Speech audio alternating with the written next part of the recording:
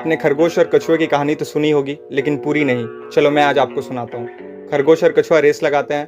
खरगोश over confidence में सो जाता है और कछुआ रेस जीत जाता है। Moral, slow and steady win the race. अब सुनो पार्ट 2। ईगो हर्ट हो जाता है। वो कहता है चल कछुए और एक बार रेस लगाते हैं, लेकिन इस बार वो अपनी गलती ध्यान में रखता है और रेस जीत जाता है। मॉरल, अपनी गलतियों को ध्यान में रखो और उसे दोबारा मत दोहराओ। अब सुनो पार्ट 3। इस बार दोनों अपनी गलतियां समझ चुके होते हैं। कछुआ कहता है कि चल और एक बार रेस लगाते हैं, लेकिन रास्ता दूसरा रहेगा। खरगोश दौड़ता है, लेकिन आगे चल के उसे रुकना पड़ता है, क्योंकि रास्ते में एक नदी बह रही होती है। कछुआ धीरे धीरे आता है, नदी पार करता है और रेस जीत जाता है।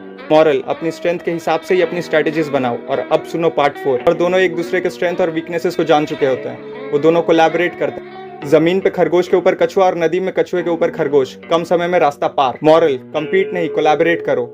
मेरे कहने का मतलब यह है कि अपने लाइफ में दोस्त ऐसे बनाओ जिसकी स्ट्रेंथ तुम्हारी वीकनेस हो। मोटिवेटेड भी रहोगे और रास्ता भी आसानी से पार हो जाएगा।